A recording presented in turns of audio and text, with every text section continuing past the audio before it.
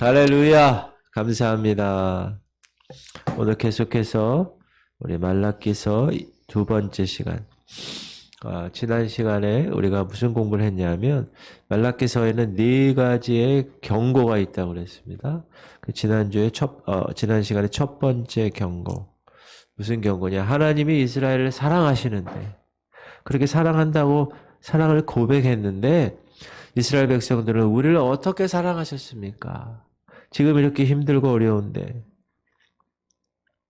성전은 재건됐지만 열방의 보배들이 예루살렘 성전을 향하여 몰려오지도 않고 영광스럽게 될 그 날을 기대하고 있었는데 그럴 조짐은 보이지 않고 어떻게 하나님께서 우리를 사랑하셨습니까? 하며 항의하는.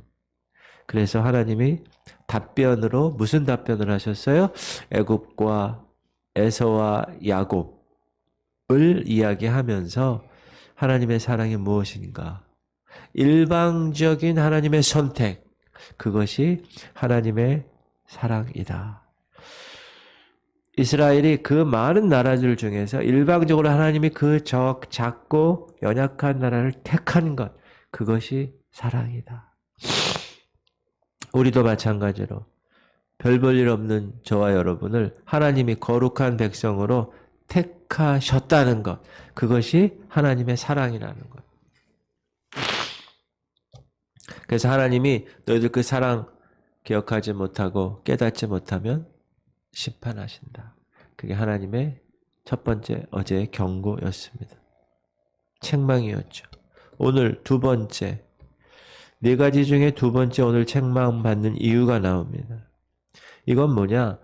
하나님이 세우신 제사장들 그리고 택하신 백성들이 하나님을 멸시했다고 하나님이 그렇게 얘기했어요. 그랬더니 우리가 어떻게 하나님을 멸시했습니까? 하고 또 대드는 모습을 오늘 6절부터 보도록 하겠습니다. 내 이름을 멸시하는 제사장들아, 나 만군의 여호와가 너에게 이르기를 아들은 그 아버지를 종은 그 주인을 공경하나니 내가 아버지일진데 나를 공경함이 어디 있느냐? 내가 주인일진데 나를 두려워함이 어디 있느냐 하나 너희는 이르기를 우리가 어떻게 주의 이름을 멸시하였나이까 하는도다. 하나님이 처음에 뭐라고 그러세요? 내 이름을 멸시하는 제사장. 제사장은 뭐 하는 사람입니까? 하나님의 이름을 높이고 공경하는 사람들입니다. 그런데 하나님의 이름을 높일 사람들이 오히려 하나님의 이름을 멸시한다. 아들이 그 아비를, 종은 그 주인을 공경하는 것이 마땅하지 않아? 내가 너희를 아버지로, 내가 이스라엘의 아버지로 지금 너희를 계속 붙들고 있는데 그 공경함이 어디 있니? 하나님이 이스라엘의 주인인데 그 두려워함, 그 주인을 두려워함이 어디 있니? 라고 책망하시는 것. 구약에 보면 하나님과 이스라엘의 관계를 아버지 아들 관계, 종의 관계, 여러 관계로 묘사합니다. 남편과 아내의 관계, 목자와 양의 관계, 왕과 백성의 관계, 이렇게 다양하게 표현을 하고 있죠.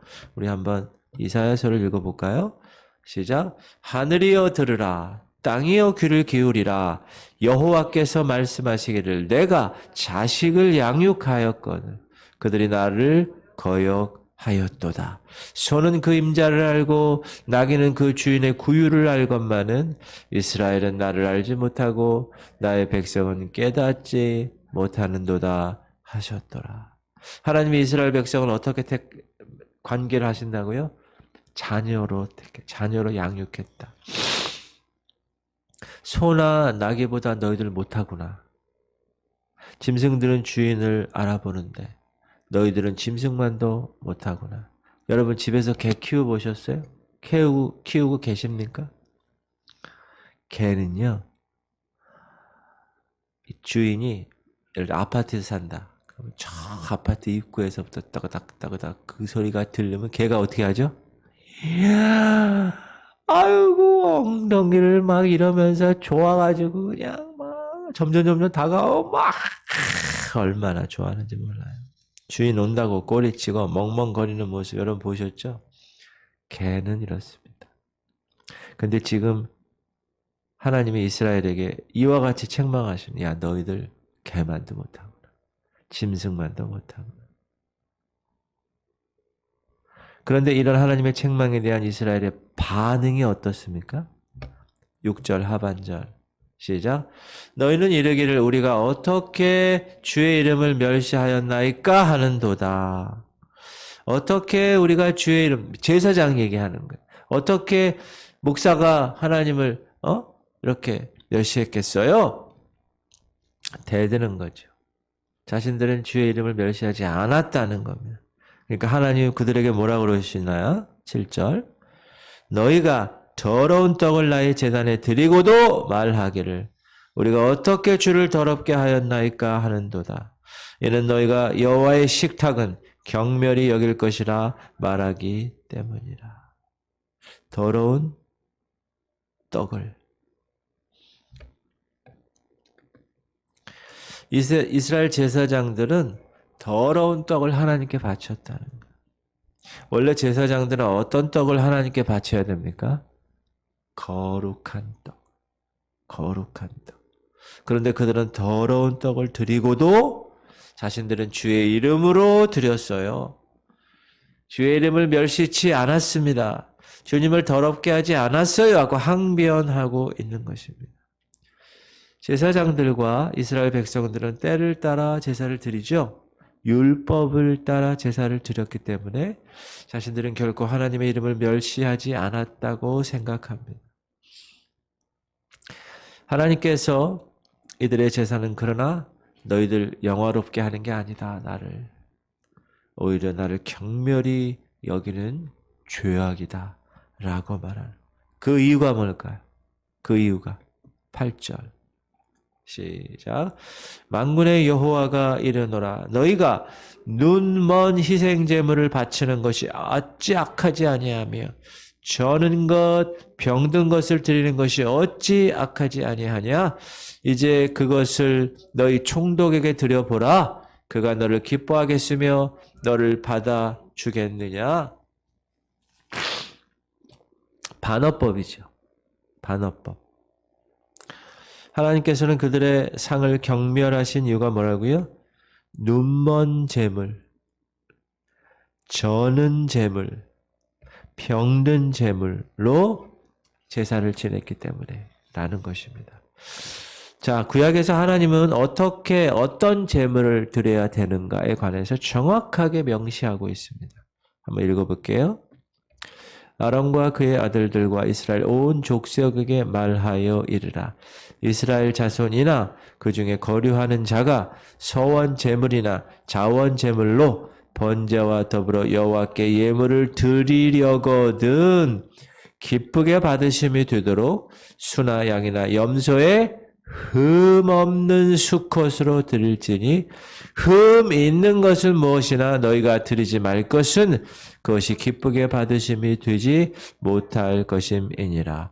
너희는 눈먼 것과 상한 것이나 지체의 배임을 당한 것이나 종기 있는 것이나 습진 있는 것이나 비루 먹을 것을 여호와께 드리지 말며 이런 것들은 제단 위에 화제물로 여호와께 드리지 말라.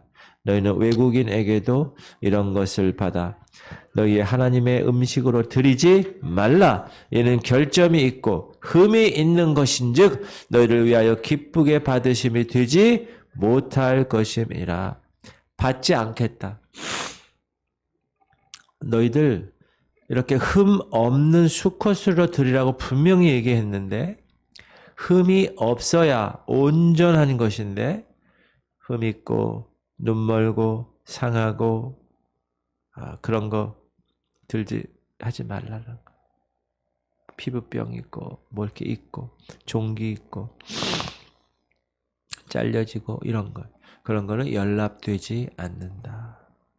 말라기 선지자는 이런 것을 율법에서조차 하나님께 드리지 말라고 명했는데 야 너희들 그거 사람에게 한번 드려봐. 총독에게 한번 드려봐. 총독이 그걸 받을 것 같아? 라고 반문하는 거예요. 사람인 총독들도 눈 멀고 병들고 젖는 것, 흠 있는 거 받지 않는데 하물며 하나님께서 그걸 받으시겠니? 라고 이야기합니다. 만약에 총독에게 너희들 이런 거 바치면 총독을 우롱한 죄가 있어서 벌을 받을 거야. 이처럼 하나님께서는 이스라엘이 드린 예물을 받지 않겠다고 하십니다. 9절 만군의 여호와가 이르노라 너희는 나 하나님께 은혜를 구하면서 우리를 불쌍히 여기소서 하여 보라. 너희가 이같이 행하였은즉 내가 너희 중 하나인들 받겠느냐. 만군의 여호와가 이르노라 너희가 내 제단 위에 헛되이 불사르지 못하게 하기 위하여 너희 중에 성전 문을 닫을 자가 있었으면 좋겠도다. 내가 너희를 기뻐하지 아니하며 너희가 손으로 드리는 것을 받지도 아니하리라. 너희 중에 하나인들 받겠느냐? 반문하시는 거예요. 오죽하시면 하나님이 야 성전 문을 아예 닫아놔. 그랬으면 좋겠다. 라고 이야기하십니다. 그러면서 12절 그러나 너희는 말하기를 여호와의 식탁은 더러워졌고 그 위에 있는 과일 곧 먹을 것은 경멸히 여길 것이라 하여 내 이름을 더럽히는도다.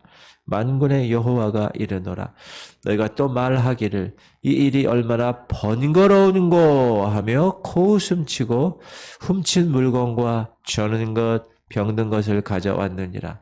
너희가 이같이 봉헌물을 가져오니 내가 그것을 너희 손에서 받겠느냐? 이는 여호와의 말이니라. 짐승 떼 가운데 수컷이 있거늘 그 서원하는 일에 흠 있는 것으로 속여 내게 드리는 자는 저주를 받으리니 나는 큰 임금이요 내 이름은 이방 민족 중에서 두려워하는 것이 됨이니라. 만군의 여호와의 말이니라. 다시 한번 강조하죠. 여호와의 상은 더러워졌다. 그 위에 있는 재물은 경멸히 여길 것이야. 왜? 내 이름을 더럽혔기 때문에. 성의 없는 제사. 아유 얼마나 번거로운 거 하면서 번거로운 게 뭐예요? 아유 귀찮아. 아유 싫어. 그런데도 어쩔 수 없이 해야 돼. 누가 그랬다고요? 제사장들이. 누가 그랬다고요? 백성들이. 하나님을 두렵고 떨리는 마음, 경외하는 마음인데 그런 것으로 제사를 드리지 않았고 습관적으로, 형식적으로 훔친 것, 저는 것, 병든 것, 짐승떼 가운데 흠 없는 수컷이 있겠죠. 왜 없겠어요? 그러나 그것은 다 자기가 챙기는 거예요. 백성들로부터 이것저것 꼬투리 잡아서 흠 없는 것을 다시 가져오게 하는 거예요. 좋은 것은 자기들이 챙기고 흠 있는 것들을 하나님께 드리는 거예요. 누가 그래요? 제사장이죠. 목사가. 이런 제사를 하나님 받으시겠습니까? 그러므로 하나님 오죽하면 야 하나님 야 성전 문을 닫을 자가 있으면 좋겠다. 성전 문이 닫히면 뭐죠? 제사 드릴 수 없죠. 제사 드릴 수 없으면 뭐죠? 죄 문제 해결할 수 없죠. 죄 문제 해결할 수 없으면 뭐죠? 죄의 삭은 사망이죠. 다시 해서 저주가 임할 것이라. 내가 너희에게 성전 문 닫고 저주를 임할 줄 거야. 이런 것입니다. 자, 그럼 이렇게 돼버린 이유가 뭘까? 여러분, 처음부터 이러진 않았을 거예요. 처음에는 어떻게 됐을까요? 정성껏 제물을 드렸을 겁니다. 성전 재건하고 솔로몬 성전, 그거랑 비교할 때 좀 초라하지만 그래도 바벨론 포로로부터 달려와서 하나님의 거룩한 전을 치는 거예요. 그리고 이 나중 영광이 솔로몬의 이전 영광보다 더 클 것이야. 그리고 열방에서 보배를 가지고 예루살렘에 몰려올 것이야. 학개 선지자, 스가랴 선지자가 그렇게 열심히 예언을 하니까 처음에는 바르게 제사를 드렸을 거예요. 그러나 시간이 지나므로 오리라 한 그 영광은 오지 않아. 어려움만 가중돼요. 야, 이렇게 제사 드려본들 뭔 소용이 있니? 그런 마음이 드는 거예요. 이방 나라는 더 강대해져서 이 조그만 이 볼품없는 이 이스라엘 나라 힘쓰지 못하는 이 모습을 보니까 야 제사 드려도 별 소용이 없구나. 그리고 드리라고 하니까 율법에 형식적으로 드릴 수밖에 없었던 것. 야 우리가 정성껏 절기 지키며 제사 드려도 복 주지 않는데 이렇게 제사 드릴 필요 있어? 라고 형식적으로 마음이 완전히 없는 총독도 받지 않을 예물을 만군의 여호와 하나님께 드리는 일이 드디어 벌어지게 된 것입니다. 자, 이것은 직접적으로 하나님께 멸시한 행동이었다 라고 이야기합니다. 근데 더 큰 문제는 뭐냐? 이 제사장들이 이렇게 하면서도 자신의 죄를 몰라. 이 목사들이 할 말이 많지만 안 하겠습니다. 그래서 그들은 우리가 여호와 하나님을 멸시하였습니까? 라고 도리어 자신의 죄를 지적하는 하나님께 대적하는 겁니다. 그러면서 그들은 여호와께 은혜를 구한다고 얘기하는 거예요. 9절. 만군의 여호와가 이르노라. 너희는 나 하나님께 은혜를 구하면서 우리를 불쌍히 여기소서 하여 보라. 너희가 이같이 행하였으니 내가 너희 중 하나인들 받겠느냐. 자신들의 행했던 그런 멸시의 죄를 모르고 도리어 대적하고 반항하고 대드는 그러면서 자신들을 긍휼히 여겨달라고 하는 그런 모습을 하나님이 보고 그거 받으시겠느냐 그 얘기하는 거예요. 반어법으로. 여러분 사무엘상에 보면 여호와께 제사를 드리는 제사장 중에서 사함 받지 못하고 죽은 사람들이 있어요. 누구냐? 엘리의 제사장의 두 아들 홈니와 비느하스. 여러분 잘 아시죠? 아주 못된 놈들. 좋은 거 다 자기가 챙겨 먹고 여자들 다 겁탈하고 아주 못된 놈들. 그러면서도 그렇게 제사를 멸시하면서도 어떻게 합니까? 언약궤를 메고 가면 전쟁에 이긴다는 걸 아니까 그 언약궤를 메고 전쟁에 나가지요. 그러다가 그 전쟁에서 패하고 그 언약궤 앞에서 죽임을 당합니다. 언약궤마저 빼앗기죠. 지금 말라기 시대 제사장들이 이 홈리와 비느하스랑 다를 바가 없다는 거예요. 그렇게 제사 멸시하고 그렇게 제대로 정성껏 흠 없는 거 바치지 않고 하나님께는 은혜만 구하는 거예요. 자신들이 우상이 된 거예요. 자신들이. 하나님의 존재는 자신들의 행복을 구할 대상으로만 생각하는 거예요. 여러분 이런 경우가 많습니다. 지금 교회에서도. 지금 목사들 중에서도. 내가 복의 길을 걸어가는데 거기에 대한 도구가 하나님이야. 그래서 내가 그렇게 택해서 축복을 받게 하는. 여러분 그것은 잘못된 것입니다. 지금 이 시대를 살고 있는 저와 여러분 한번 이 말씀을 받으면서 2022년 11월을 살고 있는 저희들 구약의 이 말라기 선지자의 이 말라기서를 우리가 보며 점검해 봐야 될 것이다. 물론 오늘날 우리는 제사를 지내지는 않습니다. 구약처럼.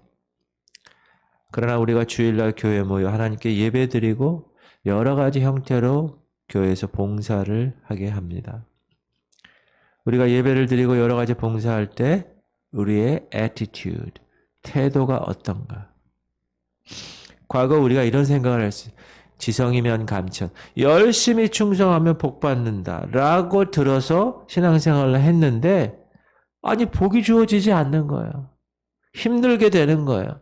뜨거운 화로를 지나가야 되는 거예요. 여러 가지 시험과 시련, 하나님이 다루시는 그 대장장의 그 뜨거운 망치질을 견딜 수가 없는 거예요. 그리고 예수 그리스도의 십자가 공로로 복이 주어지는 것이야 라고 하니까 우리의 태도가 어떻게 됩니까? 어떻게 달라졌는가? 한번 점검해 봐야 된다. 전에는 종교적인 열심을 내면서 주일 지키고 11조 냈는데 이제 예수 그리스도께서 다 완성하셨어. 주의 공로로 다 의롭다함 받았어. 이게 다 주님의 공로야. 그러니까 그 다음부터는 열심히 시들어진 거예요. 지금 우리 한국 기독교가 저희 어머님 시대 60년대, 70년대, 80년대 초까지 그때의 신앙의 그 태도와 지금의 태도는 엄청나게 차이가 있습니다. 저희 어머님 시대는 애들도 많이 낳지.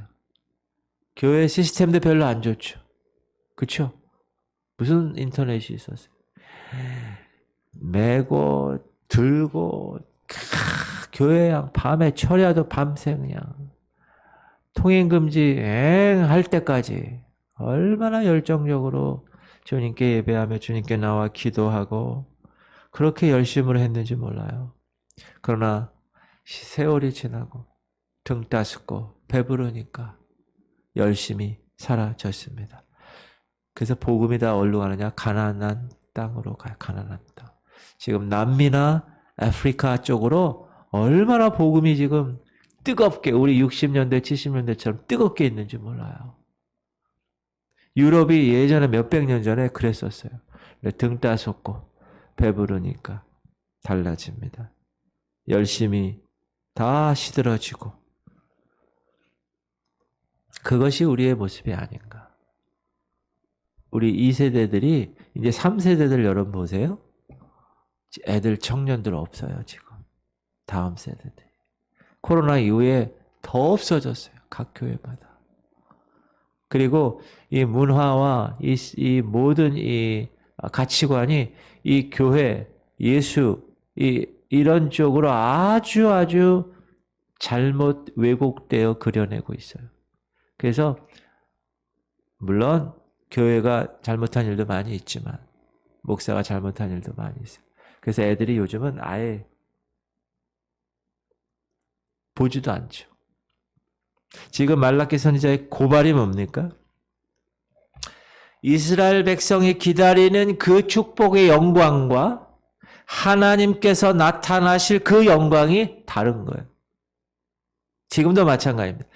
우리 그리스도인들이 내가 이 땅에 왜 예수를 믿는가에 대한 그 정확한 정체성, 아이덴티티를 그냥 예전의 무속신앙처럼 비나이다 우리 아들 잘 되고 우리 딸 잘 되고 이런 것으로만 생각하며 교회 다니는 사람이 있다. 근데 여러분 그게 되지 않으면 우리 아들 잘못되면 어떻게 되는 거예요? 끝나는 거예요. 교회 그냥 끝나는 거예요. 안 다녀요 요즘은. 얼마나 저거한지. 우리의 모습과 지금 말라기 선지자의 제사장과 백성들의 모습이 똑같다. 주님의 약속을 뜨거운 화로를 통하여서 영광로에서 훈련시키는 모습으로 우리가 그걸 견뎌내고 기다리고 기대하면서 끝까지 붙들어야 되는데 내가 투자한 것만큼 인풋한 것만큼 아웃풋가 되지 않으니 못하려고 온갖 정성 다해서 예물 드리고 절기 지키고 교회 나와서 예배 드리고 그렇게 할 거야? 라는 거예요. 결국 이런 모습은 어떤 모습이에요? 하나님을 경멸하는 모습이다. 그 결과는 뭐라고 그랬어요? 저주라고 얘기했습니다. 오늘날 우리는 매주 예배 때 주님을 왕이신 나의 하나님 그렇게 찬양을 해요. 예배합니다. 통치해달라고 고백은 해요. 그런데 과연 예수님이 우리의 주인이고 우리의 왕이 되시는가? 우리의 삶 가운데 넘버원 우선순위가 되는가? 우리 인생의 1순위, priority 넘버 원이 되는가? 그것이 무엇인가? 한번 우리가 점검해 봐야 된다. 물론 여러 가지로 나타날 수 있지만 저는 예배로 나타난다고 생각합니다. 예배. 근데 우리의 예배는 어떻습니까? 이 세상의 그 어떤 일보다 예배가 우선입니까? 두렵고 떨리는 마음으로 예배에 임합니까? 평상시 날보다 더블로 알바비를 주면 예배 안 나옵니다. 요즘은. 자기 일이 있으면 예배 빠집니다. 지각하는 것, 다반사입니다. 이것이 우리의 모습이 아닌가. 자기의 일이 예배보다 우선적이지 않습니까? 그런데도 예수를 믿는다 그러고 긍휼히 여겨달라고 그러고. 디도서에는 이런 사람을 이렇게 얘기합니다. 그들이 하나님을 시인하나 행위로는 부인하니 가증한 자요 복종하지 아니하는 자요 모든 선한 일을 버리는 자다. 말로는 하나님 시인해요. 목사들도 성도들도. 그러나 행위로는 부정해요. 복종치 않아요. 선한 일을 버려요. 이것을 하나님 뭐라고 그러신다고요? 가증하다. 가증한 것이라고. 구약의 이스라엘이 제사 드렸지만 그들의 행위로 여호와를 멸시하는 것과 다를 바가 없다. 우리도 예배하면서 하나님 멸시하고 있는 것이 될 수 있다. 그러므로 우리도 하나님의 저주를 받을 수 있다. 그러므로 우리는 이런 모습을 깨닫고 회개하고 긍휼을 구해야 되는 것입니다. 그러면 하나님께서는 누구에게서 영광을 받으시는 겁니까? 11절. 만군의 여호와가 이르니라. 해 뜨는 곳에서부터 해 지는 곳까지의 이방 민족 중에서 내 이름이 크게 될 것이라. 각처에서 내 이름을 위하여 분향하며 깨끗한 제물을 드리리니 이는 내 이름이 이방 민족 중에서 크게 될 것임이니라.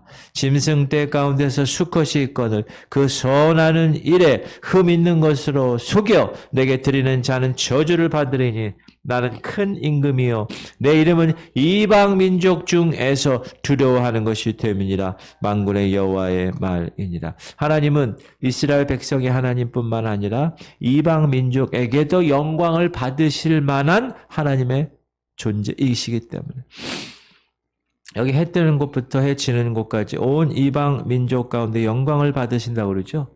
여러분 그때가 언제예요? 그때가 지금이에요. 은혜의 때. 우리 유대인이 아니잖아요. 근데 하나님이 우리 이방 민족을 어떻게 하셨어요? 60, 70년대 성령의 불을 주셨어요. 지금은 저 콜롬비아 저 남미 쪽으로 지금 주시고 지금 아프리카 쪽으로 지금 막 복음을 뜨거움이 엄청 2시간 예배 드리는데 3시간 예배 드리고요.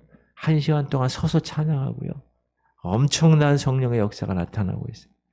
그러나 종국적으로 예수 그리스도의 오심으로 이 일이 초림 때 시작되었고 이제 재림 때 끝이 날 것입니다. 우리가 요한복음 4장에서 우물가의 여인처럼 아시죠? 사마리아. 그 여인이 물어보죠. 그때 예수님 뭐라고 그러세요? 예루살렘도 사마리아도 아니다. 영과 진리로 Spirit and the truth. 영과 진리로 예배할 때가 온다. 곧 이때다. 읽어볼까요? 아버지께 참되게 예배하는 자들은 영과 진리로 예배할 때가 오나니 곧 이때라. 아버지께서는 자기에게 이렇게 예배하는 자들을 찾으시니라. 어떻게 해요? 영과 진리로 예배하는 자를 찾는 거예요. 그러면서 하나님은 영이시니 예배하는 자가 영과 진리로 예배할지라. 이거는 장소가 문제가 아니라는 거예요. 이거는 바치는 제물이 문제가 아니라는 거예요. 누구를 믿느냐가 문제라는 거예요. 누구를 믿느냐.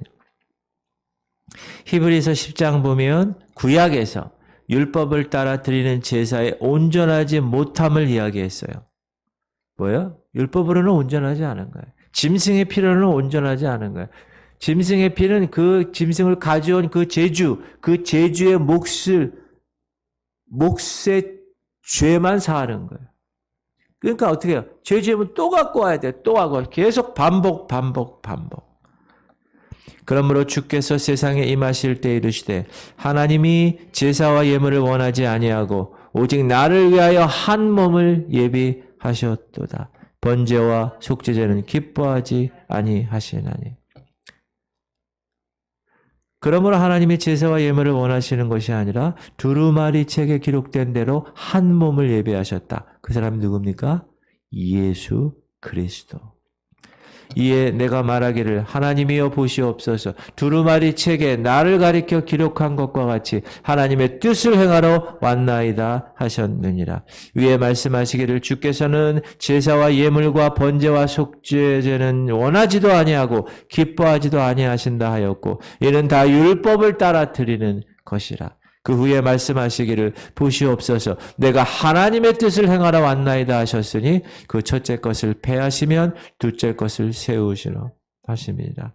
이 뜻을 따라 예수 그리스도의 몸을 단번에 들이심으로 말미암아 우리가 거룩함을 얻었노라. 9절에서 첫째 것은 율법이고 둘째 것은 예수 그리스도입니다.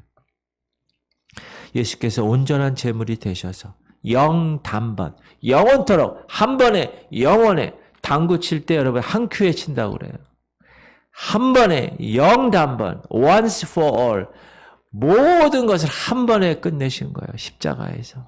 그래서 우리가 거룩함을 얻게 된 것입니다. 맞습니까? 그러므로 다시 죄를 위하여 제사 드릴 것이 없습니다. 예수 그리스도를 믿음으로 온전한 제사가 완성되었기 때문에. 그러므로 예수를 믿지 않는 것이 저주가 되는 거예요. 히브리서 계속 모세의 법을 폐한 자도 두세 증인으로 말미암아 불쌍히 여김을 받지 못하고 죽었거든. 하물며 하나님의 아들을 짓밟고 자기를 거룩하게 한 언약의 피를 부정한 것으로 여기고 은혜의 성령을 욕되게 하는 자가 당연히 받을 형벌은 얼마나 더 무겁겠느냐 너희는 생각하라. 그러므로 구약의 제사 드리는 사람들이나 오늘날 우리가 이 사람들의 행위를 보고 하나님을 원래 보지 아니하고 그냥 율법에 의해서 그냥 하는 거니까 라고 생각하는 하나님이 다 어떻게 하신다고요? 멸시하고 사는 사람들이 그런 사람들. 그러니 마땅히 저주를 받아야 한다. 그런데 그런 저주를 누가 다 받으셨다고요? 예수님이. 그러므로 예수를 믿는 자는 그 저주를 더 이상 받을 존재가 아니다. 그러므로 믿지 않는 것이 이 시대의 저주라. 믿지 않는 것이 이 시대의 심판이다. 여호와를 멸시하는 것은 십자가 그 죄 문제를 허락하신 예수 그리스도를 믿지 않는 것이기 때문에 그리고 예수 그리스도를 사랑하지 않는 것이 저주다. 시작. 만일 누구든지 주를 사랑하지 아니하면 저주를 받을지어다. 우리 주여 오시옵소서.